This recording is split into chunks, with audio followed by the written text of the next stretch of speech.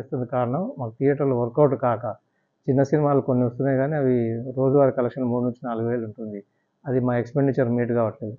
Expenditure meet కావాలంటే ఉదాహరణకు గ్రామ పంచాయతీ, మున్సిపాలిటీ ఏరియాలకు 10,000-12,000 ప్రతిరోజు ఖర్చొస్తుంది. కార్పొరేషన్‌లు, హైదరాబాద్ లాంటి స్టేషన్‌లకు 15,000-18,000 ఖర్చొస్తుంది. ఆ ఖర్చు మీట్ కావట్లేదు కాబట్టి మాకు వాలంటరీగా మేము క్లోజ్ చేస్తున్నాం. చిన్న ఉదాహరణ చెప్పాలంటే థియేటర్ బంద్ చేసుకుంటే ఉదాహరణకు మా మున్సిపాలిటీస్‌లో రూ. 4,000 ఖర్చొస్తుంది. నష్టపోతున్నాం. అదే సినిమా వేస్తే 6,000-8,000 ఖర్చొస్తుంది. కాబట్టి మేము బంద్ చేసుకుంటే తప్పట్లేదు. తప్పనిసరిగా బంద్ చేస్తున్నాం. ఇది 10 రోజులు మాత్రమే బంద్ అనుకోవడం కూడా కరెక్ట్ కాదు. నెక్స్ట్ సినిమా ఒకటి పెద్దది వచ్చేంత వరకు బంద్ ఉంటుంది. అది ఒక వారం కావచ్చు, 2 వారాలు కావచ్చు, 3 వారాలు కావచ్చు. ఈ బంద్ కేవలం నష్టాలు భరించలేకనే మేము బంద్ చేసుకుంటాం. ఇంకొకటి మీ ద్వారా మా నిర్మాతలకు చిన్న విన్నపం ఏంటంటే రిక్వెస్ట్. మాకు పెద్ద సినిమాలు వచ్చినా, చిన్న సినిమాలు వచ్చినా పర్సెంటేజ్ పద్ధతిలో ఇస్తే నాకు థియేటర్ కొంత వర్కౌట్ అయ్యి ఇటువంటి నష్టం భరించగలిగే శక్తి వస్తది. ఇప్పుడు నష్టం భరించే శక్తి ఏమాత్రం లేకుండా అయింది. ఉదాహరణకు ఏందంటే ఒక పెద్ద cinema very big budget cinema గనుక వచ్చినప్పుడు మాలాంటి టౌన్‌లలో 40,000-50 లక్షల షేర్లు వస్తాయి వాళ్ళకు రెంట్ మీద. రెంట్ మాకు కేవలం 1,00,25,000 మాత్రమే ఇస్తారు.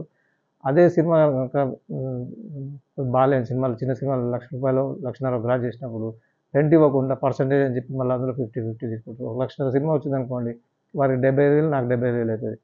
అదే రెంట్ 1,20,000 రెంట్ ఇవ్వకుండా 75,000 షేర్ తీసుకొని పోతారు. 75,000 షేర్ వాళ్ళు తీసుకోవాలి. అంటే ఉదాహరణకు 25,000 షేర్ వాళ్ళు తీసుకోవాల్సింది 75,000 మా దగ్గర తీసుకెళ్తారు. నష్టాలు వచ్చినప్పుడు మొత్తం మా మీద పడుతుంది. లాభాలు వచ్చినప్పుడు మొత్తం వారికే వస్తుంది.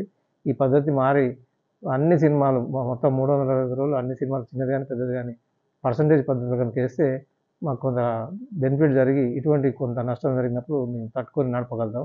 ఇప్పుడు కేవలం నష్టం తట్టుకోలేకనే థియేటర్లు బంద్ చేయాల్సి వస్తుంది. పెద్ద సినిమాలు రిలీజ్ కాకపోవడానికి రీజన్ ఏంటి? ఒకటి ఏమైందంటే ఇది పాన్ ఇండియా అని చెప్పి మొదలుపెట్టిన తర్వాత వాళ్ళ సినిమాలు ఒక్కొక్క సినిమా 3 సంవత్సరాలు టైం తీసుకోవడం జరుగుతుంది. పూర్వం ఒక హీరో గారు 2 సంవత్సరాల పేరు మీద 5 సినిమాలు తీసేవాడు. 4 సినిమాలు మినిమమ్ తీసేవాడు. 5 కూడా తీసేవాడు.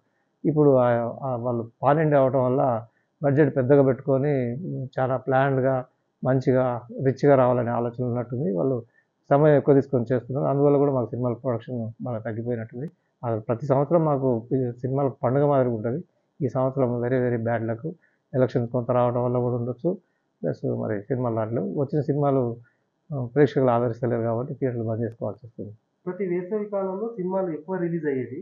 ఇప్పుడు కాకపోవడానికి రీజన్ ఏంటంటే ఇదే ఇక పాన్ ఇండియా కారణం కనపడుతుంది తప్పితే వేరే ఏం కనపడతలేదు. వాళ్ళు ప్లాన్ చేసుకోవడంలో ఏమైందంటే మామూలు సినిమాల మాదిరిగా ప్లాన్ చేసుకుంటే అది కాకుండా వెరీ బిగ్ బడ్జెట్ అవ్వడం వల్ల సమయం ఎక్కువ తీసుకుంటారు. సంవత్సరం 2 వచ్చే బదులు 3 సంవత్సరాలు ఒకటి, 2.5 సంవత్సరాలు ఒకటి వస్తుందండి. అందువల్ల ఈ సినిమాలు నిర్మాతలు తీయకపోవడానికి కారణం ఎలక్షన్ అనుకోవచ్చా? లేదంటే ఐపీఎల్ ఏమైనా ప్రభావం చూపుతుందా? ఉంటుంది. ఐపీఎల్ ఉంటుంది. వాళ్ళు రిలీజ్‌లు ఆపుకుంటారు తప్పితే ప్రొడక్షన్ ఏమి ఆపరు. అయితే ప్రొడక్షన్ డిలే అవ్వడం కారణం పాన్ ఇండియా వల్ల డిలే అవుతుందని నేను అనుకుంటున్నాను.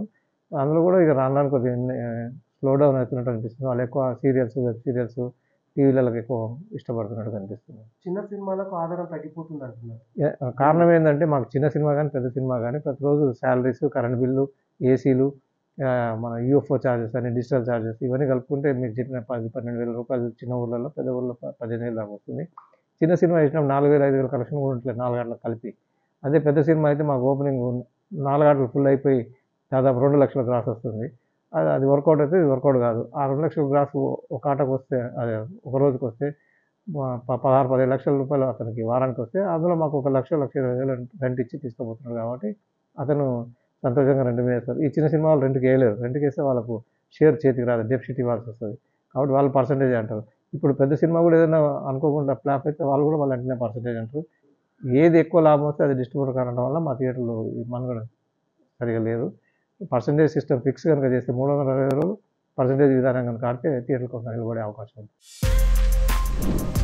For more videos like this, subscribe Big TV channel.